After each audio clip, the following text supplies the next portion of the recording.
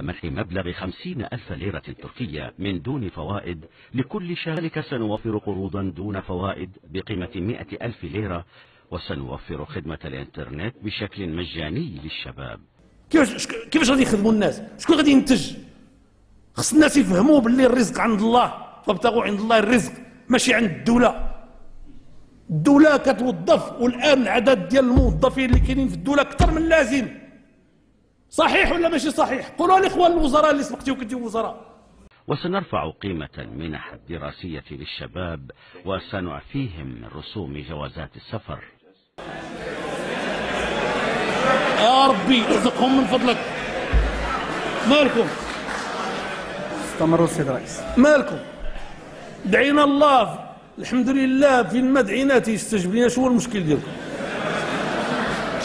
وكنطلب الله سبحانه وتعالى، ولكن باغي نقول لهم سيروا وليداتي دوزوا المباراة، راه ما غيكون غير الخير، غتنجحوا ان شاء الله الرحمن الرحيم.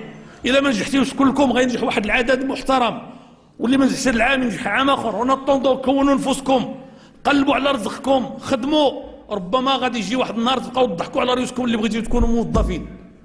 سنقدم منحة بقيمة 200 ليرة لكل امرأة عند إنجاب الطفل الأول، و400 ليرة عند إنجاب الطفل الثاني، و600 ليرة عند إنجاب الطفل الثالث. وكنا بدأنا التطبيق فيه، وسنواصل تطبيقه بفعالية. أما النساء العاملات فسنقدم لهن فرصة العمل نصف يوم مقابل أجرة يوم كامل بعد الولادة. هذه اللي تقول لي السعد الإله علاش تعطلتي فيها، وعندكم الحق وما خصنيش نتعطل. وخص وزير الاقتصاد والمالية اللي وعدني باش هذا الشيء يكون في أقرب الآجال يسرع، لأن كل نهار كنتعطلوا فيه إلا نهار نقدروا نكونوا كنعرضوا لا النساء لا لمآسي، وأن الله سبحانه وتعالى سيسألنا. ملي كنجيو نعطيو بحال هذا الشيء تيقول لك كيفاش غادي تعطي هذا الريع؟ الله أكبر. سنعفي المزارعين من ضرائب السماد والبذور، وبالتالي نخفض تكاليفهم.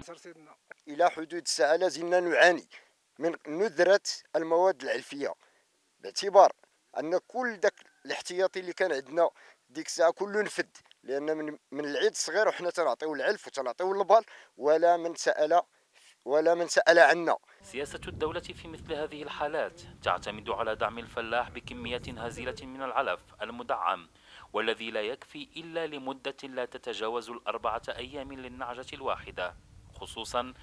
وسنرفع الحد الأدنى للأجور إلى 1300 ليرة، وسنوفر دخلا إضافيا للمتقاعدين بقيمة 1200 ليرة على أقساط شهرية. أنا ما عندي رغبة نزيد عليهم حتى شي حاجة، والله كان من الممكن نقص لهم غادي نقص لهم، لكن يكونوا متأكدين أنه المصلحة ديال البلاد كبر من المصلحة.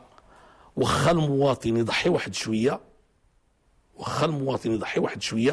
إلا بقات البلاد بسلام، إلا عاش النسر يعيشوا ولادو. والفلسفة التي سننتهجها نحن تتمثل في أن الدولة قائمة من أجل الإنسان، وليس الإنسان قائم من أجل الدولة. فالدولة هي بناء نحن نشيده، ولذلك فهو مسؤول عن تلبية كل احتياجات المواطنين. ثم واش كتصوروا معايا اللي وزير غادي يبدا يمشي في داسيا ورجل اعمال عادي يمشي في مرسيدس؟